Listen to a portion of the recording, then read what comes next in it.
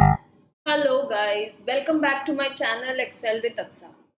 आज हम देखने वाले हैं TYBMS के इम्पॉर्टेंट क्वेश्चंस और सबसे फेवरेट सब्जेक्ट सबका ऑपरेशन रिसर्च। ठीक है, अभी वीडियो में आगे बढ़ने से पहले मैं आपको ये बताना चाहती हूँ, अगर आप इतने भी सम्स अच्छे से करके गए तो आप बहुत अच्छे मार्क्स स्कोर कर सकते हैं।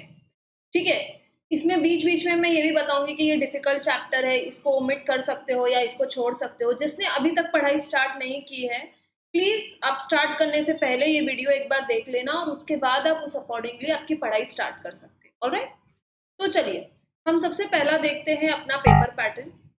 तो आपका पेपर पैटर्न तो नॉर्मल जैसे क्वेश्चन पेपर आता है वैसे ही होगा। आपके ऑब्जेक्टिव क्वेश्चंस होंगे 15 मार्क्स। फिर आपको क्वेश्चन नंबर 2, 3 और 4 में प्रैक्टिकल क्वेश्चंस आएंगे, दैट इज सम्स आएंगे।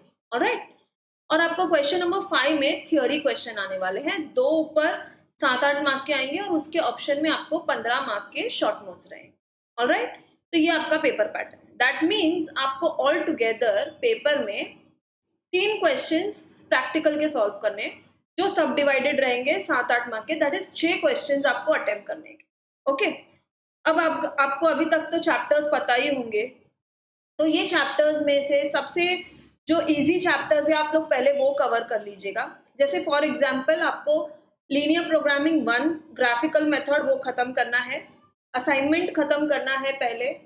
उसके बाद आप job sequences, theory of game और नेटवर्क एनालिसिस 1, इतने 5 चैप्टर्स आप अच्छे से कर लो।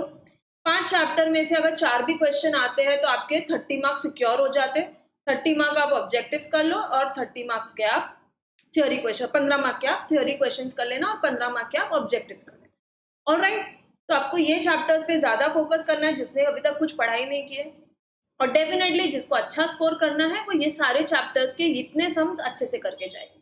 ओके, तो हम लीनियर प्रोग्रामिंग में से मैंने बेसिक क्वेश्चंस फर्स्ट वाला लिया है आप लोग के लिए, जिसमें आपको LLP सिर्फ फॉर्मुलेट करना है। ओके, अब आप बोलोगे फॉर्मुलेट करना है तो ये तो लाइक आता नहीं है, पर ये 1-2 पेपर में आया है। और जब आपको ग्राफिकल मेथड सॉल्व करना है तो ये बेसिक क्वेश्चन होता है जो आपको सॉल्व करना है, फिर ही आप ग्राफिकल मेथड कर सकते हो। ओके, पर अभी कभी कभी क्वेश्चन में आपको कंस्ट्रेंट्स ऑलरेडी फॉर्म करके दिया जाता है तो आपको ये नहीं करना होता है, बट स्टिल जैसे आपको हैंग आए उसके लिए आप पहले बेसिक इससे चालू कीजिए, उसके बाद आप धीरे धीरे करके डिफिकल्ट लेवल पे जाइए।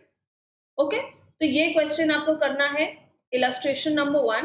मैंने सोल्यूशन भी डाला है, अगर किसी के पास टेक्स्ट बुक नहीं होगी तो ये एक वीडियो रेफर करना भी करके भी वो आराम से एग्जाम दे सकते हैं। ऑलराइट, देन है एग्जाम्पल नंबर 5, जो कि आपका TV cost per unit reach इसके ऊपर बेस्ड है। ओके, देन आता है इलस्ट्रेशन नंबर 8। तो ये इलस्ट्रेशन नंबर 8 जो है ये वाला आपको सॉल्व करना है।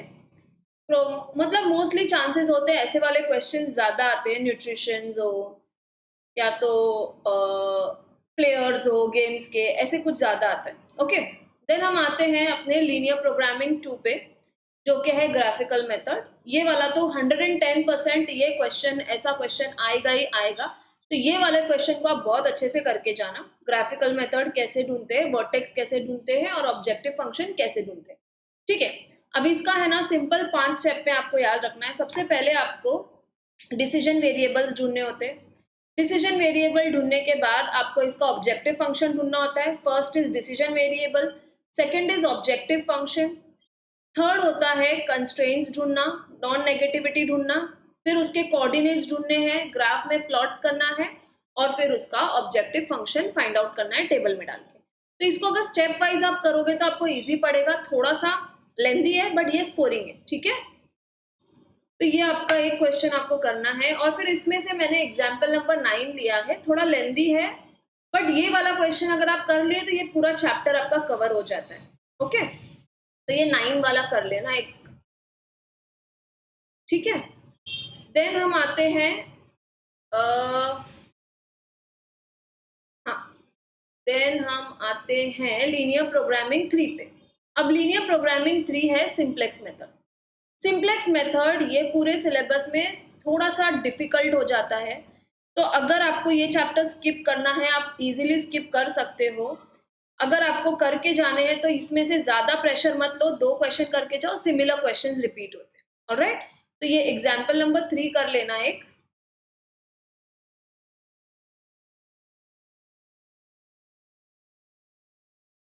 और एग्जाम्पल नंबर 6 जो कि 2018 में आया है। ओके,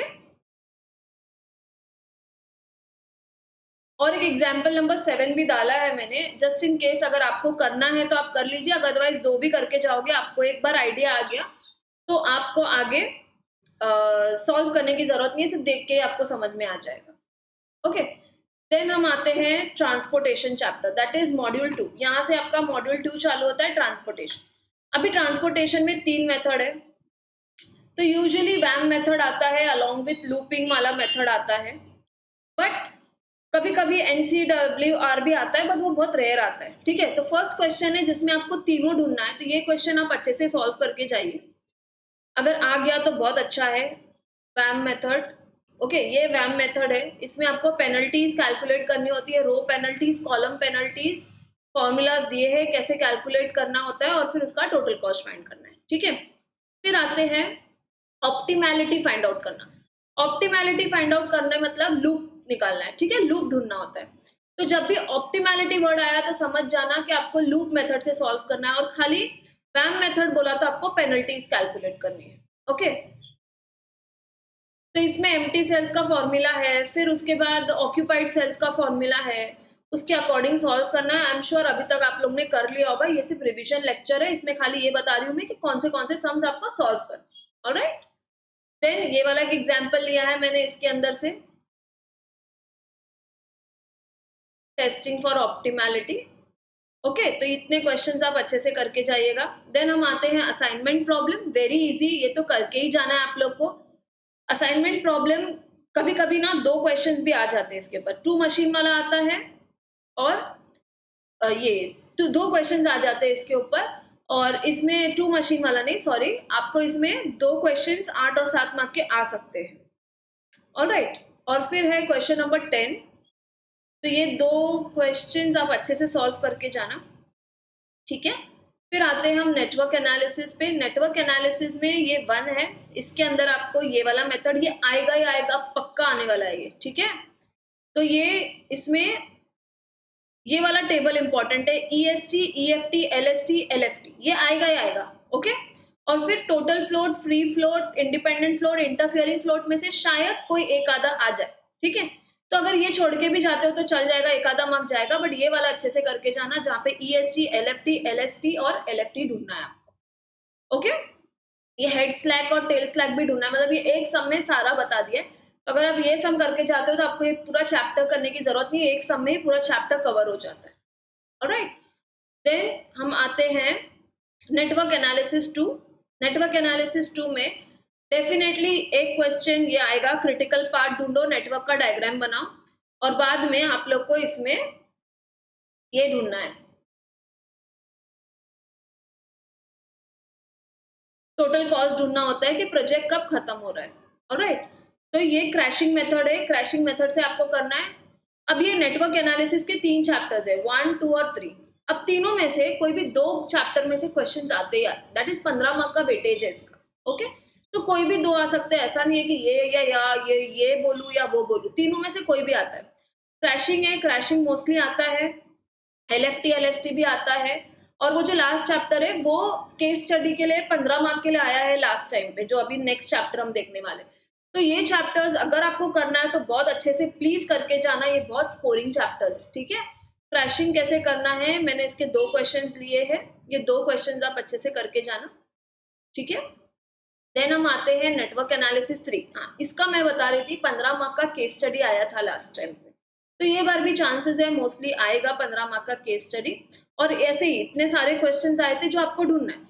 बट ये चैप्टर बहुत इजी है, इसको छोड़ना नहीं, मतलब बहुत इजी भी नहीं है बट इजी है, आप इजीली कर सकते हो। अगर आपको एक बार इसका कॉन्सेप्ट समझ में आ गया या कोई अच्छे से समझा दिया आपको, तो आप ये वाला चैप्टर भी इजीली कर लोगे और 15 मार्क पूरे मिल जाएंगे इसके अंदर। ऑलराइट, और एक और क्वेश्चन निकाला है मैंने इसमें से, that is example number 11। Okay, then हम आते हैं जॉब सीक्वेंसिंग। जॉब सीक्वेंसिंग के अंदर 2 मशीन 3 मशीन वाले सम्स आ जाते हैं। तो लास्ट ईयर के पेपर में दोनों टाइप के सम्स आए थे, तो आपको दोनों टाइप के करके जाने, बहुत स्कोरिंग है, ये चैप्टर छोड़ना नहीं है आप। ओके, तो ये 2 मशीन वाला है और ये है आपका, ये भी 2 मशीन वाला ही है, and this is 3 machines. Okay, एक बार मैं फिर से दिखा देती हूँ। This is 2 machines example 4, this is 2 machines example 6, and this is 3 machines example 11. Alright, अब आते हैं गेम थियरी। या एक्चुअली गेम की तरह ही सम है, बहुत सिंपल है ये तो, आई मीन बच्चा भी कर सकता है। ये 7 मार्क का या 8 मार्क का एक क्वेश्चन आने ही वाला है, इसको अच्छे से करके चले जाना। इसमें बस रो मिनिमम ढूंढने का और फिर मैक्सिमम जो भी आता है सैडल पॉइंट, उसके अकॉर्डिंग स्ट्रैटेजी बनानी होती है। ओके, ये वाला एक करना। और इसमें एक है थियोरी या प्रिंसिपल ऑफ डोमिनेंस, जो कि 11th वाला इलस्ट्रेशन है, ये भी बहुत सिंपल है, एक ये करके चले जाना है इसके अंदर से। ओके, तो यहाँ तक मैंने आपको सारे प्रैक्टिकल क्वेश्चंस के, प्रैक्टिकल जो चैप्टर्स है उसके इंपॉर्टेंट क्वेश्चंस बता दी। ठीक है, अब मैं बताती हूँ थियोरी। थियोरी 15 मार्क की आएगी आपको, तो आपको ना एकदम ज्यादा प्रेशर मत लेना। जो भी आप सम्स में करते हो ना, यूजुअली थ्योरी उसी के बेसिस पे आती है। ठीक है, दैट जैसे पूछेंगे what is principle of dominance, तो प्रिंसिपल ऑफ डोमिनेंस आप जो सम करते हो उसको वैसे ही लैंग्वेज में आपको एक्सप्लेन करना होगा। ठीक है, बट मैंने हर एक मॉड्यूल से थोड़े थोड़े क्वेश्चंस निकाले, इतना करके जाइए, मोर देन इनफ, जिसको फुल मार्क्स स्कोर करने हैं। और जिसको सिर्फ मतलब पासिंग देख रहा है वो प्रैक्टिकल क्वेश्चंस भी करके जाएगा तो बस हो जाएगा। बट आई विल सजेस्ट कि थियोरी में हम ज्यादा स्कोर कर सकते हैं, तो आप ज्यादा से ज्यादा थियोरी को अटेम्प्ट करना। ओके, तो चैप्टर नंबर 1 में से हम लिए हैं application area for operation research techniques, limitation of operation research techniques. Linear programming 1 से लिया है application area of linear programming.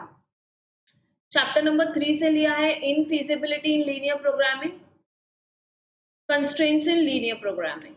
Okay, then module 2 में ट्रांसपोर्टेशन में से हमने लिया है non degenerate solution is a prerequisite for optimality test. जो सम में किया है वही क्वेश्चन में पूछा है, what is alternate optimal solution, तो तुमको ऑलरेडी पता है what is alternate optimal solution. Okay, then हम चैप्टर 6 में आते हैं assignment problems, algorithm of Hungarian method, compare assignment problem and transportation problem. तो ये डिस्टिंग्विश अच्छे से करके जाना।